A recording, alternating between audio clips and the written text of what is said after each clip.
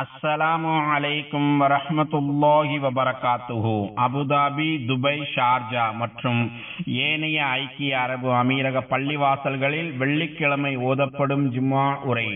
வெளியீடு ஐக்கிய அரபு அமீரக அரசின் இஸ்லாமிய விவகாரத்துறை.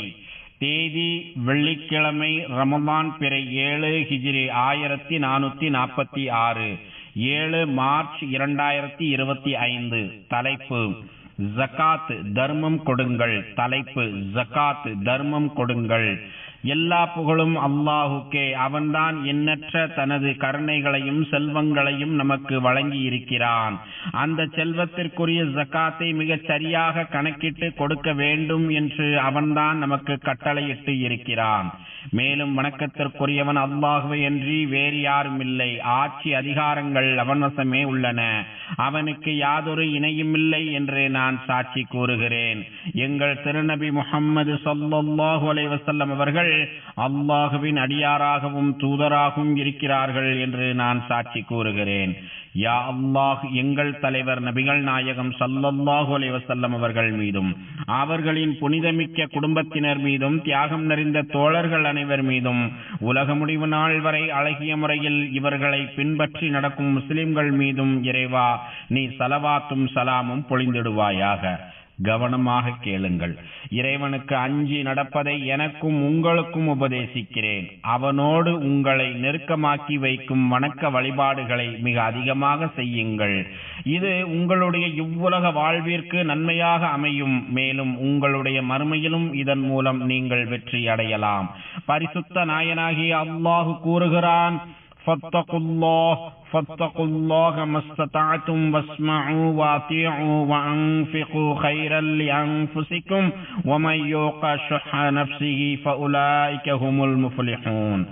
ஆதலால் உங்களால் சாத்தியமானவரை அல்லாஹுக்கு பயந்து அவனுடைய வசனங்களுக்கு செவி சாய்த்து கீழ்ப்படிந்து நடந்து தர்மமும் செய்யுங்கள். இது உங்களுக்குத்தான் மிக நல்லது. எவர்கள் கஞ்சத்தனத்திலிருந்து பாதுகாக்கப்பட்டார்களோ அவர்கள்தான் நிச்சயமாக வெற்றியடைந்து விடுகிறார்கள் என்று இறைவன் திருமறையில் கூறுகிறான். நோன்பாளிகளே, அதிகமான வணக்கங்களை செய்ய வேண்டும் என்று ஆர்வத்தோடு இருப்பவரே, பல்வேறு வகையான நற்செயல்களை போட்டி போட்டுக் கொண்டு நிறைவேற்றுபவரே, இறைவனுக்கு கட்டுப்பட்டு நடப்பதில் முந்திக் கொண்டு செயல்படுபவரே, தமது இறைவனின் திருப்தியை பெறுவதற்கு பேராசைப்படுபவரே, உங்களுடைய இறைவன் அல்லாஹு தஆலா கூறுவதாக இறை தூதர் கண்மணி நாயகம் ஸல்லல்லாஹு அலைஹி வஸல்லம் அவர்கள் பின்வருமாறு கூறிய செய்தியை நீங்கள் நினைவில் கொள்ளுங்கள். வமா தகர்ரப இலைய அப்தி பிஷையின் அஹப்ப இலைய மிம்ம ஃப்தரல்து அலைஹி. எவன் எனக்கு விருப்பமான செயல்களில் நான் கடமையாக்கிய ஒன்றை விட வேறு எதன் மூலமும் என் அடியான் என்னுடன் நெருக்கத்தை ஏற்படுத்திக் கொள்வதில்லை. எனக்கு விருப்பமான செயல்களில் நான் கடமையாக்கிய ஒன்றை விட வேறு எதன் மூலமும் எனது அடியான் என்னோடு நெருக்கத்தை ஏற்படுத்திக் கொள்வதில்லை என்று இறைவன் கூறியதாக இறை தூதர் ஸல்லல்லாஹு அலைஹி வஸல்லம் அவர்கள் கூறியுள்ளார்கள். தகுதி உள்ளவர்கள் தங்கள் செல்வத்தை மிகச் சரியாக கணக்கிட்டு ஜகாத் கொடுக்க வேண்டும் என்பதை அல்லாஹு தஆலா தனது அடியார்களுக்கு கடமையாக்கியுள்ளான். அன்னல்லாஹ இஃப்தரத அலைஹிம் ஜகாத்தன் ஃபீ அம்வாலிஹிம். அவர்களிடையே உள்ள செல்வந்தர்களிடமிருந்து வசூலிக்கப்பட்டு அவர்களிடையே உள்ள ஏழைகளுக்கு செலுத்தப்படுகின்ற ஜகாத்தை அவர்களுடைய செல்வங்களில் அல்லாஹ் கடமையாக்கியுள்ளான். அவர்களிடையே உள்ள செல்வந்தர்களிடமிருந்து வசூலிக்கப்பட்டு அவர்களிடையே உள்ள ஏழைகளுக்கு செலுத்தப்படுகின்ற ஜகாத்தை அவர்களுடைய செல்வங்கள் மீது அல்லாஹ் கடமையாக்கியுள்ளான் என்று இறை தூதர் ஸல்லல்லாஹு அலைஹி வஸல்லம் அவர்கள் கூறியுள்ளார்கள். மேலும் எல்லாம் வல்ல அல்லாஹ் இது குறித்து கூறுகிறான், ஹுத் மின் அம்வாலிஹிம் ஸதகத்தன் துதஹிருஹும் வ துஸக்கீஹிம் பிஹா. அவர்களுடைய பொருட்களிலிருந்து தர்மத்தை நீர் எடுத்துக்கொண்டு அவர்களை உள்ளும் புறமும் பரிசுத்தமாக்கி வைத்து அவர்களுக்காக துஆ செய்து பிரார்த்தனை செய்வீராக. உங்கள் துஆ பிரார்த்தனை நிச்சயமாக அவர்களுக்கு ஆறுதல் அளிக்கும் என்று இறைவன் திருமறையில் கூறுகிறான். ஜகாத் கொடுப்பதை இஸ்லாத்தின் 5 கடமைகளில் ஒரு கடமையாக ஆக்கி வைத்துள்ளான். இஸ்லாத்தின் மாபெரும் ஒரு தூணாகவும் இருக்கிறது. இறை தூதர் கண்மணி நாயகம் ஸல்லல்லாஹு அலைஹி வஸல்லம் அவர்கள் கூறுகிறார்கள், மின் தமாமி இஸ்லாமிக்கும் அன் துஅத்து ஜகாத அம்வாலிக்கும். உங்களுடைய இஸ்லாமிய மார்க்கம் பரிபூர்ணமாக இருக்க வேண்டும் என்றால், உங்களுடைய செல்வத்திற்குரிய ஜகாத்தை மிகச் சரியாக கணக்கிட்டு நீங்கள் கொடுத்துவிட வேண்டும் என்று இறை தூதர் ஸல்லல்லாஹு அலைஹி வஸல்லம் அவர்கள் கூறுகிறார்கள். ஜகாத் கொடுக்க வேண்டும் என்பதை இறைவன் தனது வேதத்தில் 27 இடங்களில் தொழுகையோடு சேர்த்து கூறுகிறான். இதன் மூலம் இதற்குரிய முக்கியத்துவத்தை நமக்கு உணர்த்துகிறான். ஜகாத் கொடுக்கும் செயலை பெரும் கௌரவமாக காட்டுகிறான். அல்லாஹு தஆலா கூறுகிறான், வஅகீமுஸ் ஸலாத்த வஆத்துஸ் ஸகா. மேலும் நீங்கள் தொழுகையை கடைபிடித்தும் ஜகாத்தும் கொடுத்து வாருங்கள் என்று இறைவன் திருமறையில் கூறுகிறான். அல்லாஹுவின் அடியார்களே, ஜகாத்தை கொடுத்து வருவதில் எண்ணற்ற பல நன்மைகள் இருக்கின்றன. ஏராளமான பயன்கள் கிடைக்கின்றன. ஜகாத்து கொடுப்பதன் மூலம் ஒரு மனிதன் இறை நம்பிக்கையின் இனிமையை நன்றாக உணர்ந்து கொள்ள முடிகிறது.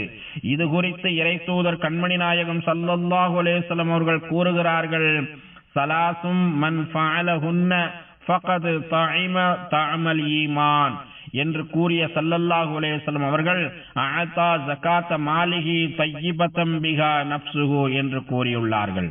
3 யார் செயல்படுத்துகிறாரோ அவர் இறை நம்பிக்கையின் சுவையை நன்றாக சுவைத்துக் கொள்கிறார்.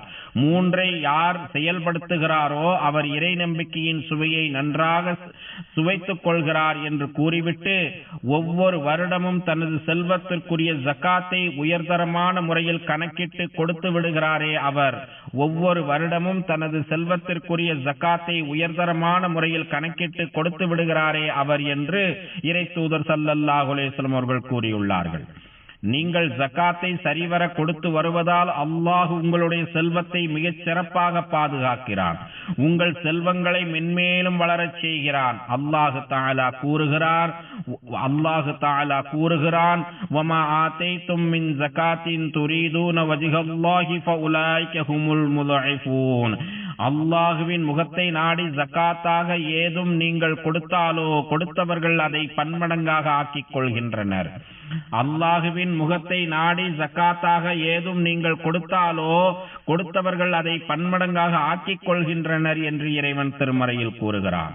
இவர்களுக்கு உரிய கூலியை அல்லாஹு பன்மடங்காக பெருக்கி தருகிறான். தொடர்ந்து இவர்களுக்கு அடுத்தடுத்த செல்வங்களை வழங்கி வருகிறான். மிகவும் கண்ணியமான வழியில் கௌரவமான முறையில் மிகச் சிறப்பான தாராள தன்மையோடு இறைவன் செல்வத்தை மிக அதிகமாக தருகிறான். உங்களுடைய நபி சத்தியமிட்டு பின்வருமாறு கூறியதை நீங்கள் கேள்விப்பட்டிருக்கிறீர்களா? சலாசத்துன் உக்ஸிமு அலைஹின்ன வ உஹத்திஸுகும் ஹதீஸன் ஃபஹ்ஃபலூஹு قال ما نقص مال عبد من صدقه ما نقص مال عبد من صدقه. 3 மீது நான் சத்தியமிட்டு சொல்லுகிறேன். மேலும் இந்த செய்தியை நான் உங்களுக்கு கூறுகிறேன். நீங்கள் இதனை கண்டிப்பாக பேணி பாதுகாத்துக் கொள்ளுங்கள். அதில் முதலாவது, தொடர்ந்து தர்மம் செய்வதால் ஒருவனின் செல்வம் குறையவே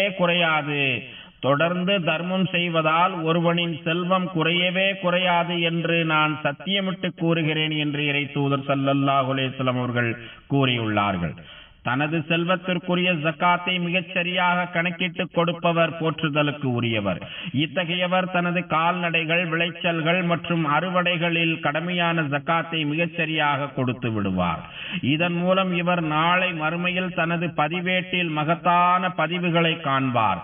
இது குறித்து அல்லாஹு கூறுகிறான், யௌம தஜிது குல்லு நஃப்ஸின் மா அமிலத் மின் கைரின் முஹ்லரா. ஒவ்வொரு ஆத்மாவும் தான் செய்த நன்மைகளையும் தான் செய்த தீமைகளையும் தனக்கு முன் காணும் நாளில் துக்கித்து தனக்கும் தான் செய்த தீமைகளுக்கும் இடையில் நீண்ட தூரம் இருந்திருக்க வேண்டுமே என்று விரும்பும் என்பதாக இறைவன் திருமறையில் கூறுகிறான். ஜக்காத்திற்குரிய தவணை வந்த பிறகும் மிகச்சரியாக ஜக்காத்தை கொடுக்காதவர் மோசமானவர். இத்தகையவர் தனது வாழ்வின் இறுதி கட்டத்தில் இந்த ஜக்காத்தை கொடுத்து விடுகிறேன், மறுபடியும் என்னை இவ்வுலகிற்கு அனுப்பு என்று இறைவனிடம் மன்றாடுவார். ஆனால் அவரால் திருப்பி வர முடியாது. சஹாபி இப்னு அப்பாஸ் ரலியல்லாஹு அன்ஹுமா அவர்கள் கூறுகிறார்கள், யாருக்கு ஜக்காத்து கொடுக்கும் அளவிற்கு செல்வங்கள் இருந்தும் சரியான நேரத்தில் அதற்குரிய ஜக்காத்தை அவர் கொடுக்கவில்லையோ, அவர் மரண தருவாயில் மறுபடியும் எனக்கு ஒரு வாய்ப்பு தருவாயாக, இறைவா மறுபடியும் எனக்கு ஒரு வாய்ப்பு தருவாயாக, நான் எனது செல்வத்திற்குரிய ஜக்காத்தை தந்து விடுகிறேன் என்று இறைவனிடம் மன்றாடுவார். ஆனால் அவருக்கு அந்த வாய்ப்பு தரப்படாது. எல்லாம் வல்ல அல்லாஹுவின் பின்வரும் வசனத்தை தயவு கூர்ந்து நன்கு வாசித்து பாருங்கள். وَأَنْفِقُوا مِمَّا رَزَقْنَاكُمْ مِنْ قَبْلِ أَنْ يَأْتِيَ أَحَدَكُمُ الْمَوْتُ فَيَقُولُ رَبِّي لَوْلَا أَخَّرْتَنِي إِلَى أَجَلٍ قَرِيبٍ فَأَصَّدَّقَ وَأَكُن مِّنَ الصَّالِحِينَ. உங்களுக்கு மரணம் வருவதற்கு முன்பாகவே நாம் உங்களுக்கு கொடுத்தவற்றிலிருந்து தர்மம் செய்து விடுங்கள். உங்களுக்கு மரணம் வருவதற்கு முன்பாகவே நாம் உங்களுக்கு தந்தவற்றிலிருந்து தர்மம் செய்து விடுங்கள்.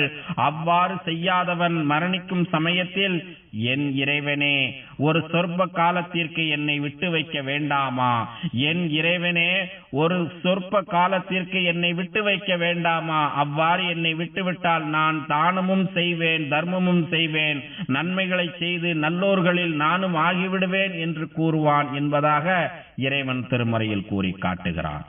எனவே துரிதமாக செயல்படுங்கள், விரைந்து செயல்படுங்கள். கருணை உள்ளம் கொண்டவர்களே, தாராள மனப்பான்மை உள்ளவர்களே, மற்றவர்களுக்கு கொடுத்து உதவும் பண்பு உள்ளவர்களே, உங்கள் செல்வத்திற்குரிய ஜக்காத்தை விரைவாக எடுத்துக் கொடுங்கள். இதனை வேகமாக செயல்படுத்துங்கள், தாமதப்படுத்தாதீர்கள். மிகச் சரியாக கணக்கிட்டு கொடுத்து விடுங்கள். இதனை கவனிக்காமல் கவனக்குறைவாக இருந்து விடாதீர்கள். பல வருடங்களாகவே ஜக்காத்து கொடுப்பதை பற்றிய எவ்வித சிந்தனையும் இல்லாமல் இருப்பவரே, காலம் கடந்து விட்டது என்று நொண்டிச்சாக்கு கூறாதே. இதோ உடனடியாக செயல்படு. இன்றே ஜக்காத்தை கொடுத்து விடு.